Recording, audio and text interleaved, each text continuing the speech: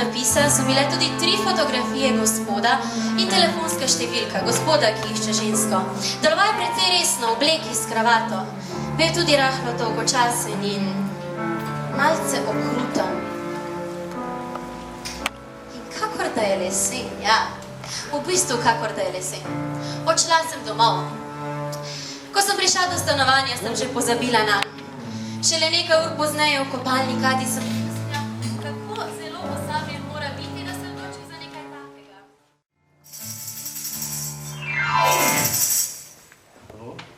Ja, gospod Lighthill? Da. Videla sem vaš oglas na avtomobilu. Da. Ime mi je Edna. Kako si kaj, Edna? Pa v redu sem. Tako vroče je, to vreme je res grozno. Da, ne da se živeti. No, gospod Lighthill... Kar Joe mi reci. No, Joe, počutim se kakor ogromna trapa. Saj veš, zakaj te kličem? Videla si moj napis?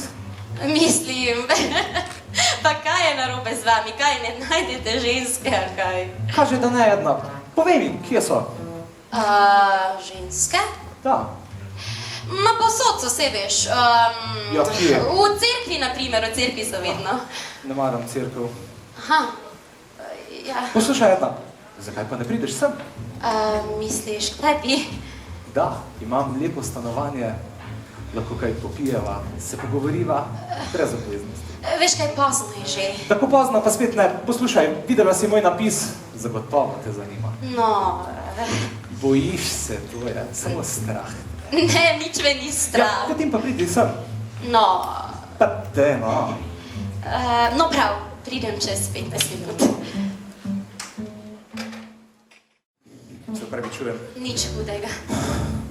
Vsi ti kurci not in ven. Prepletene noge, prsti, ki otipavajo usta, vsi nekaj grabijo v odločni, da bi vse to počeli na takšen ali drugačen način. O teh stvarih ne vem veliko, Joe. Prepričan sem, da seks brez ljubezni ni nič. Stvari dobijo smisel, samo če med vpletenimi obstajajo neka čustva. Misliš, da si morajo biti ljudje všeč? To pomaga. Kaj pa, na primer, da se naveličajo drug drugega, pa morajo kljub temu ostati skupaj, ne vem. Zaradi otrok, denarja, obojega. Orgije pri tem ne pomagajo. Ja, kaj pa pomaga? Ja, ne vem. Mogoče izmenjava. Izmenjavanje? Se veš, ko se dva para precej dobro poznata in se partnerji izmenjajo, tako čustvom ostanejo vse malo možnosti. Big Bart je bil najbolj zloben človek na divjem zahodu. Najhitreje je izvlekel pištolo in pofukal več žensko kdorkoli drug. Sovražil je kopanje, blebetanje in to, da bi bil pri čem drugi najboljši. Bil je tudi vodja karavan, ki so hodile na zahod in ni bilo človeka njegove starosti, ki bi pobil več belcev, pofukal več mož ali pobil več indijancev. Nekega dne je Big Bart vozil svojo karavano na zahod in tako spet pobil veliko indijancev in pofukal še več žensk in pobil več belcev. Bil je ogromen, tega se je zavedel. Vedeli so pa tudi vsi drugi. Celo njegovi prsti so bili močnejši od gonga, ki oznanja kosilo, in bil je močno obdarjen.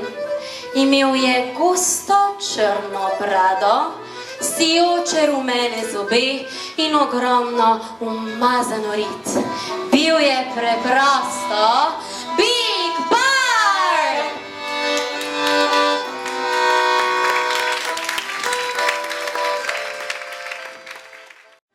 Nekega dne pa je Big Bart poslal sineta, naj gre z njegovimi lovci lovit bizona.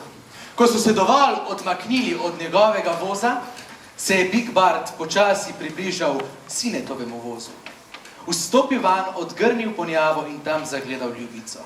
Sedela je na tleh in masturbirala. Jezus, ljubica, ne troši je za prazen nič.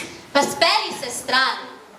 Je rekla ljubica, odmaknila s prst spičke in ga usmerila van. Pa speli se stran in ne pusti, da končam, dej no.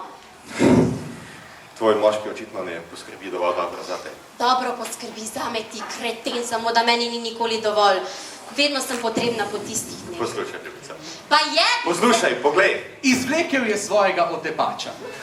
Bil je ves vijoličast in otepal je sem ter tja, kakor utež na dedovi stenski uri. Slinaste kaplje so se cedile do tal.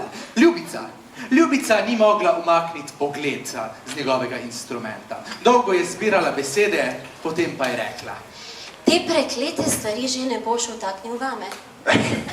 Povej, kakor da misliš resno.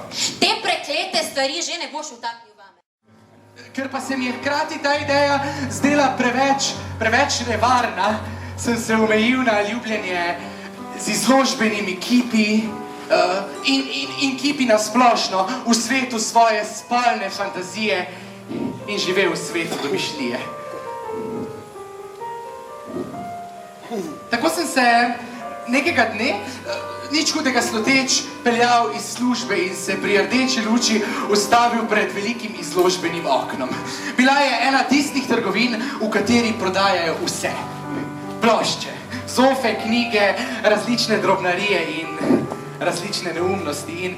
In nič hudega sluteč sem pogledal skozi izložbeno okno in jo zagledal. Stala je tam v rdeči obleki. Nosila je očala brez stekel in bila je perfektno grajena. No, s telo sva bila kakšna 2 tedna, ko je poklicala Brenda. Halo? Nič mi nisi telefoniral, Robert. O, Brenda, pozdravljena. Pozdravljen, Robert. Kaj se dogaja? Kaj je narobe? Nič je narobe. Veš, Brenda, strašansko sem zaposlen. Dobil sem nove obveznosti v službi. Ja, tako, torej. Postal sem šef oddelka. Aha, tako torej. Kaj je, Robert, imaš kakšno drugo žensko mogoče? Ne? Kako to misliš pravzaprav? Ne, kaj ne? Pravzaprav, res ne. Ti mali kurbin, si meni boš prikrival. Pa nič ne prikrivam, Brenda, povedal sem ti. Utihni, Robert, prihajam k tebi in to takoj. Zdaj sem postal zares vznemirjen. Brenda je prihajala, stena je bila sredi sobe, pokrita le sukničem. Kaj ne naredim, tako da je opazila. Potisnil sem jo v omaro, zaprl omaro in sedel na stol, tako je izgledalo najbolj vsakdanje. In stena je stala tam, Brenda pa je vstopila. V redu ti, mali kurbin, si povej mi, kaj se dogaja. Kaj je narobe, Robert? Ha? Brenda je bila sicer odlično grajena. Imela je sicer malo povešene joške, imela pa je odlično rit in krasne noge. Le, njen pogled je bil vedno nekam paničen. Nikoli mi ni uspelo, da bi njene oči napolnil z mirom. Le enkrat ali dvakrat po ljubljenju mi je uspelo, ampak ta pogled se ni nikoli obdržal. George je zavaljen na hrbtu ležal v svoji prikolici in gledal program na majhnem prenosnem televizorju. Posoda od večerje ni bila pomita, posoda od zajtrka ni bila pomita in tudi posoda od kosila ni bila pomita. Bil je neobrit in pepel iz zvite cigarete mu je padal na spodnjo majico. Nekaj pepela je še vedno gorelo. Včasih je pepel zgrešil majico, padel na kožo in takrat je George zaklel in si ga otresel. Kurba. Nekdo je potrkal na vrata prikolice, počasi se je spravil na noge in jih odprl. Bila je Constance. V torbi je imela še zaprto steklenico viskija. George, kaj ti zdaj nekaj povem? Zapustila sem tistega kurbinega sina, Walterja. Sedi. Veš, kaj sem že naredila? Vzela sem njegov prekleti denar, ko je bil v službi, razumeš? Ti sploh ne veš, kako sem trpela z tem prekletim kurbinim sinom. Daj mi čip.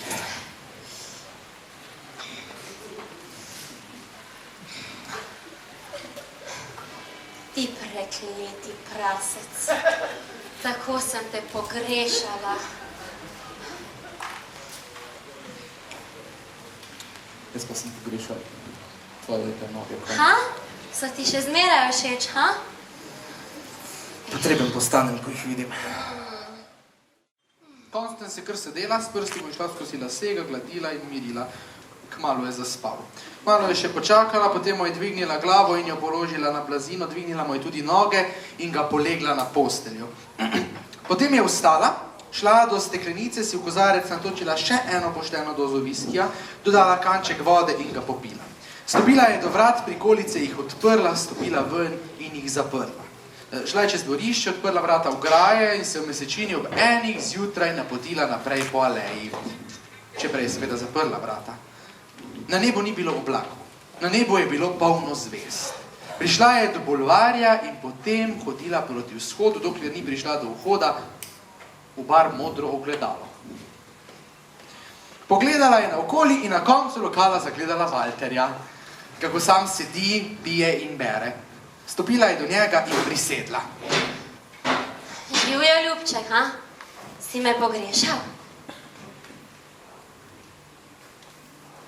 Valter ni znal reči ničesar več.